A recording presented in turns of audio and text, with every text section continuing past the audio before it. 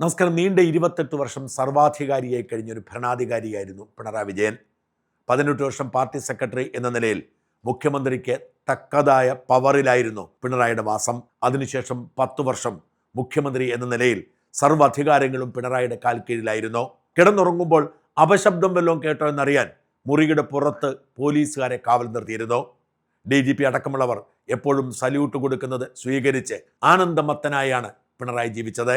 28 വർഷം എന്ന് പറയുന്നത് ഒരു മനുഷ്യായുസിലെ ഏറ്റവും നിർണായകമായ വർഷങ്ങളാണ്. ഒരാൾ സർക്കാർ സർവീസിലോ സ്വകാര്യ സർവീസിലോ ജോലിക്ക് കയറിയാൽ പോലും പരമാവധി 28-30 വർഷമാണ് സേവനമനുഷ്ഠിക്കുന്നത്. ആ 28 വർഷമാണ് പിണറായി വിജയൻ സർവാധികാരിയായി ജീവിച്ചതെന്ന് ഓർക്കണം. ആ അധികാരം വിട്ടൊഴിയാൻ മടിയായതുകൊണ്ടാണ് ജനം തിരസ്കരിച്ചിട്ടും പ്രതിപക്ഷ നേതൃസ്ഥാനം ഏറ്റെടുത്ത് എന്തെങ്കിലുമൊക്കെ നക്കാപ്പിച്ചയും ആനുകൂല്യങ്ങളും അധികാരവും ഉണ്ടെങ്കിൽ അത് തുടരാൻ തീരുമാനിച്ചത്. CPIM എന്ന രാഷ്ട്രീയ പാർട്ടി ഈ തിരിച്ചടിയിൽ നിന്നും രക്ഷപ്പെടാൻ പിണറായി മാറിയേ മതിയാവൂ എന്നാഗ്രഹിച്ചിട്ടും അത് പറയാൻ ധൈര്യമില്ലാത്തവരെ മാത്രം സംസ്ഥാന സെക്രട്ടേറിയറ്റിലും കമ്മിറ്റിയിലും എടുത്തു വച്ചിരിക്കുന്നത് കൊണ്ട് അവർക്കിപ്പോഴും പിണറായി സ്തുതി പാടുന്നു. പ്രാദേശിക നേതൃത്വവും അണികളും പിണറായി പുറത്തു പോകണം എന്നാവശ്യപ്പെട്ടു തുടങ്ങിയപ്പോൾ ആ ആരവം മുഴങ്ങാതിരിക്കാൻ ED റെയ്ഡിനെ അവർ ഉപയോഗിച്ചു എന്നോർക്കണം. അങ്ങനെ സർവാധികാരിയായിരിക്കുന്ന പിണറായിക്ക് നമുക്ക് വിശ്വസിക്കാൻ കഴിയാത്ത വിധത്തിലുള്ള തിരിച്ചടികൾ ആവർത്തിച്ചു കൊണ്ടിരിക്കുന്നു. ഒരു മാസം മുമ്പ് വരെ അത്യാഡംബര വാഹന വ്യൂഹത്തിന്റെ അകമ്പടിയിൽ അധികാരം ഭുജിച്ചു ജീവിച്ച പിണറായി വിജയൻ ഇന്നൊരു പൈലറ്റ് വാഹനത്തിന്റെ മാത്രം പിന്തുണയിലാണ് സഞ്ചരിക്കുന്നത്. എസ്കോർട്ട് കൂടി വേണം എന്ന ആഗ്രഹമുണ്ടെങ്കിലും അത് വല്ലപ്പോഴുമേ കിട്ടാറുള്ളൂ. കണ്ണൂർ റെയിൽവേ സ്റ്റേഷനിലെ സ്റ്റീൽ ബെഞ്ചിൽ പിണറായി വിജയൻ ഏകനായിരിക്കുന്ന ദൃശ്യം മലയാളി ഏറ്റെടുത്തതിന്റെ കാരണവും ഈ അധികാര ഹുങ്കിനോടുള്ള വെറുപ്പിന്റെ ഭാഗമായിരുന്നു. ഇപ്പോഴത്തെ പിണറായി ആഗ്രഹിച്ച കളറിലുള്ള വാഹനം പോലും ലഭിക്കുന്നില്ല എന്ന റിപ്പോർട്ട് പുറത്തു വന്നിരിക്കുന്നു. 2022 മുതൽ സുരക്ഷയുടെ പേര് പറഞ്ഞാണ് കറുത്ത നിറമുള്ള കിയ കാർണിവൽ കാർ ഉപയോഗിച്ചത്. കാറിന്റെ അത്യാഡംബര സൗകര്യങ്ങളോ സുരക്ഷ എന്ന പോലീസിന്റെ ഭാഷ്യമോ മാത്രമായിരുന്നില്ല സത്യം.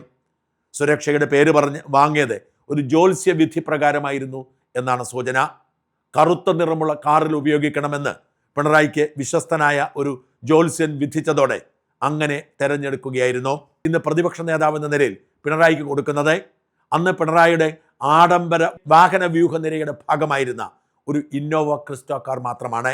ജ്യോത്സ്യ വിധി കൊണ്ടൊന്നും ഒരു ഗുണവുമില്ലാത്തത് കൊണ്ട് കിട്ടിയതാവട്ടെ എന്ന് വെച്ച് പിണറായി തൻ്റെ ഇഷ്ടകാർ പൂർണ്ണമായും ഉപേക്ഷിച്ച് വെളുത്ത ക്രിസ്റ്റോ കാറിലേക്ക് മാറിയിരിക്കുന്നു. പിണറായിയും കൊണ്ട് ഇത്രകാലം നടന്ന കറുത്ത ആഡംബര കാറുകളൊക്കെ ഇപ്പോൾ ടൂറിസം ഡിപ്പാർട്ട്മെന്റിന്റെ ഗാരേജിൽ വിശ്രമിക്കുകയാണ്. ആ കാറിൽ യാത്ര ചെയ്യാനുള്ള ധൈര്യം ഒരു മന്ത്രിക്ക് പോലുമില്ല. അവരൊക്കെ പറയുന്നു വേണ്ടേ, ഞങ്ങൾക്ക് മന്ത്രിമാർ ഉപയോഗിച്ച പഴയ ക്രിസ്റ്റ കാർ മതിയെന്ന്. ഇതിനിടയിൽ മറ്റൊരു വാർത്ത കൂടി പുറത്തു വരുന്നു. പിണറായി വിജയൻ കഴിഞ്ഞ 10 വർഷമായി ഉപയോഗിച്ചിരുന്ന ഒരു മൊബൈൽ നമ്പറുണ്ട്. 2016 ചുമതലയേറ്റപ്പോൾ മുഖ്യമന്ത്രിയുടെ നമ്പർ എന്ന നിലയിൽ അടിപൊളി ഒരു നമ്പരായിരുന്നു പൊതുഭരണ വകുപ്പ് കൊടുത്തത്. വ്യക്തിഗത മൊബൈൽ നമ്പർ ഉപയോഗിക്കാതെ ഈ ഫോൺ നമ്പറിലായിരുന്നു പിണറായി 10 വർഷവും മുമ്പോട്ട് പോയത്. ഈ നമ്പർ പിണറായിയുടെ എല്ലാ വിശ്വസ്തർക്കും മനഃപ്പാടമാണ്. ഈ നമ്പറിന്റെ ബില്ലൊന്നും കൃത്യമായി അടയ്ക്കുമായിരുന്നില്ല. അധികാരം ഒഴിയുമ്പോൾ പൊതുവെ എല്ലാവരും ഔദ്യോഗിക ഫോൺ നമ്പർ സറണ്ടർ ചെയ്യാറുണ്ട്. പിണറായിയുടെ പ്രൈവറ്റ് സെക്രട്ടറിയും മറ്റ് ജീവനക്കാരുമൊക്കെ അവരുടെ ഫോൺ നമ്പർ സറണ്ടർ ചെയ്തെങ്കിലും പിണറായി അതിന് കൂട്ടാക്കിയില്ല. 10 വർഷം മുഖ്യമന്ത്രി കസേരയിലിരുന്ന ആ ഫീൽ നിലനിർത്താൻ പിണറായി ആ ഫോൺ നമ്പർ മടക്കി കൊടുക്കാതിരുന്നു. അത് തന്നെയായിരുന്നു പിണറായിയുടെ ഫോൺ നമ്പറായി കഴിഞ്ഞ ദിവസം വരെ ഉപയോഗിച്ചിരുന്നത്. അതിൻ്റെ കുടിശ്ശികയൊക്കെ അടച്ചു തീർത്ത് പൊതുഭരണ വകുപ്പ് ഇന്നലെ ആ സിം അങ്ങ് കട്ട് ചെയ്തു. പിണറായി വിജയൻ ഉപയോഗിച്ചുകൊണ്ടിരുന്ന ആ ഫോൺ നമ്പർ ഇപ്പോൾ നിലവിലില്ല.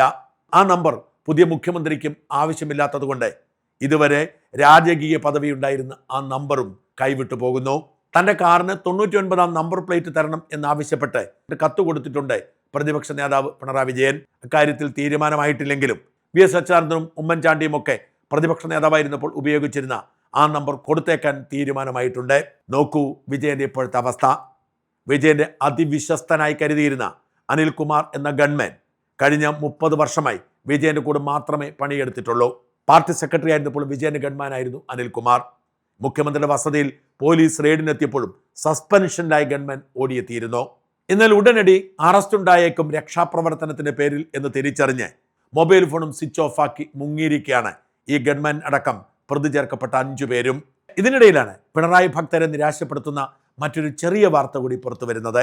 കഴിഞ്ഞ ദിവസം വിജയനെ തൻ്റെ താൽക്കാലിക കാറിൽ ഒരു driver Thiruvananthapuram central railway station കൊണ്ടുവിടുന്നു.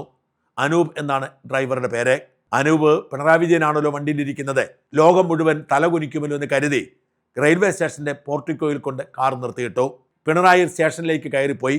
കൂടെ ഉണ്ടായിരുന്നവരുടെ കയ്യിൽ സാധനങ്ങളൊക്കെ കൊടുത്തിട്ട് ഞെളിഞ്ഞ് അവിടെ തന്നെ ഇരുന്നു. അതിനിടയിൽ സുരക്ഷാ ചുമതലയുള്ള 2 പോലീസുകാർ വന്ന് വണ്ടിയെടുത്ത് മാറ്റാൻ പറഞ്ഞു. അനൂപ് പറഞ്ഞു, ഇത് പിണറായി വിജയന്റെ വണ്ടിയാണ്, മാറ്റാൻ പറ്റില്ലെന്ന്.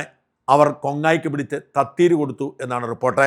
എന്നായാലും എന്നെ തല്ലിയേ എന്ന് മോങ്ങിക്കൊണ്ട് ഈ അനൂപ് എന്ന പിണറായിയുടെ ഡ്രൈവർ, ഇപ്പോഴത്തെ ഡ്രൈവറാണ്, പോലീസിൽ കൊണ്ട് പരാതി കൊടുത്ത് പോലീസ് സ്റ്റേഷൻ കയറിയിറങ്ങി നടക്കുകയാണ്. അതേക്കുറിച്ച് അന്വേഷിച്ച പോലീസ് പറയുന്നത് ഡ്രൈവർ അനൂപിന്റെ അഹങ്കാരമാണ് പ്രതിസന്ധി ഉണ്ടാക്കിയത്. വണ്ടി അവിടുന്ന് മാറ്റിയിടണം, ഗതാഗത തടസ്സം ഉണ്ടാക്കരുത്, അത് പാർക്കിംഗ് ഏരിയ അല്ല എന്ന് പറഞ്ഞ പോലീസുകാർ തട്ടിക്കയറുകയും അവരെ പേടിപ്പിക്കാൻ ശ്രമിക്കുകയും ചെയ്തപ്പോൾ അവർ മാറ്റിയിട്ടേ മതിയാവും എന്ന് വാശി കാണിച്ചതാണ് പ്രതിസന്ധിക്ക് കാരണമായത് എന്നാണ് പോലീസ് അന്വേഷണത്തിൽ കണ്ടെത്തിയിരിക്കുന്നത്. നോക്കൂ പിണറായി വിജയന്റെ ഗതികെട്ട അവസ്ഥ. പണ്ടൊക്കെ ആയിരുന്നെങ്കിൽ ആ ഡ്രൈവർക്ക് പ്രൊമോഷൻ കൊടുത്ത് അടുത്ത പദവിയിലെത്തുമായിരുന്നു. ഇപ്പോഴത്തെ പിണറായിയുടെ പൃഷ്ഠം താങ്ങി നടന്നവരൊക്കെ ഒടുവിൽ പോയിരിക്കുന്നു. ഇപ്പോൾ പിണറായി കൊണ്ട് റെയിൽവേ സ്റ്റേഷനിൽ ഇറക്കിയ ഡ്രൈവർക്ക് പണി കിട്ടിയിരിക്കുന്നു. ഇതാണ് അധികാരം ഉള്ളവനും അധികാരം ഇല്ലാത്തവനും തമ്മിലുള്ള വ്യത്യാസം. പൂർണ്ണമായി അധികാരം ആഘോഷിച്ച് നടന്ന ഒരു മനുഷ്യനെ താഴേക്ക് ഇറങ്ങി വരാൻ പറ്റില്ല. അവൻ അധികാരത്തിൻ്റെ ലഹരിയിൽ മതിമറന്ന് ജീവിച്ചതുകൊണ്ട് തന്നെ ഇപ്പോഴും താൻ വീണുപോയിരിക്കുന്നു എന്ന് തിരിച്ചറിയില്ല. ആ അവസ്ഥയിൽ അവനെ കാത്തിരിക്കുന്നത് നാണക്കേടും മാനക്കേടുമായിരിക്കുമെന്ന് പിണറായിയുടെ ഇപ്പോഴത്തെ ജീവിതം നമ്മളെ കാണിച്ചു തരുന്നു.